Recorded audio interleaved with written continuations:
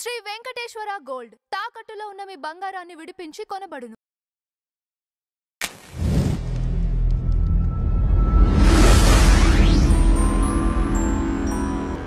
చాలా వరకు ఇప్పుడున్న జనరేషన్కి వాట్ ఈస్ భగవద్గీత అనేది తెలియదు. కొన్ని సినిమాల్లో చూపించినట్లు ఆ సీన్స్ వరకే చూసి ఓహో కర్ణుడే గొప్పవాడు, లేకపోతే కొన్ని కొన్ని ఏవైతే ఎలిమెంట్స్ ఉన్నాయో సినిమా ఫ్లేవర్స్ ఏవైతే ఉన్నాయో వాటినే నిజమని నమ్ముతూ ఉంటాం.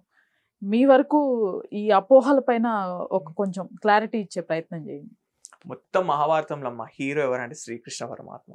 ఈ కొంతమంది ఇట్లా సినిమాలు చూసి ఓ కర్ణుడు చాలా మంచోడు, కర్ణుడు ఇది, కర్ణుడు అది, కొంతమంది ఏమో అశ్వత్థామ ఇది, కొంతమంది people hold on to various అంటే వాళ్ళకి కరెక్ట్ నరేటివ్ అర్థం కాలేదు.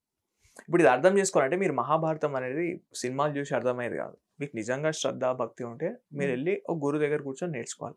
C anything with respect to our shastra will take 2 to 3 years journey to understand.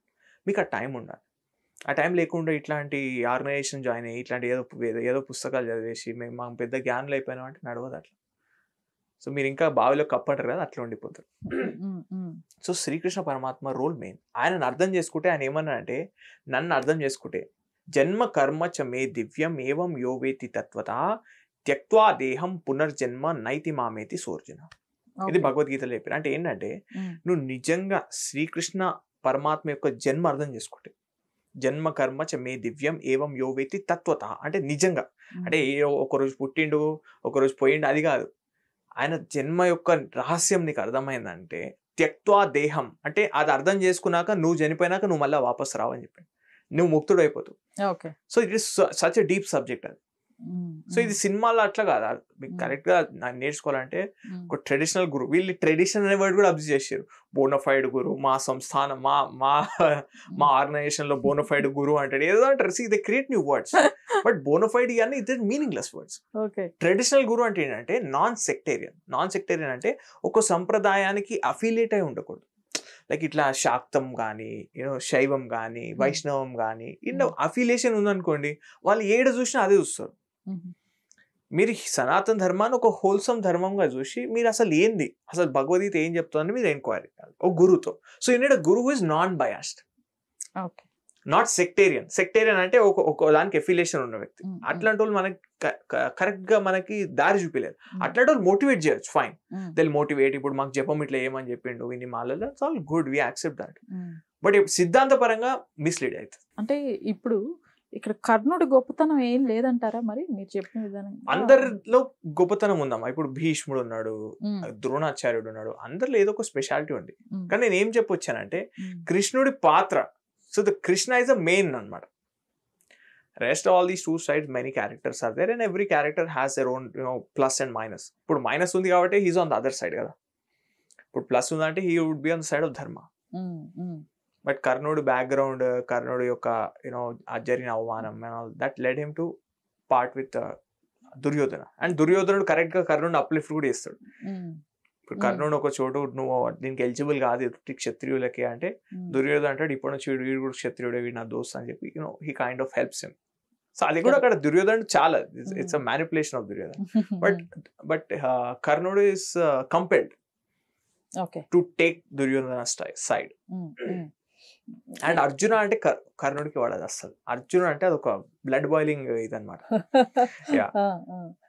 ఎక్కడ వీళ్ళకి వైరం ఎక్కడ వచ్చిందండి?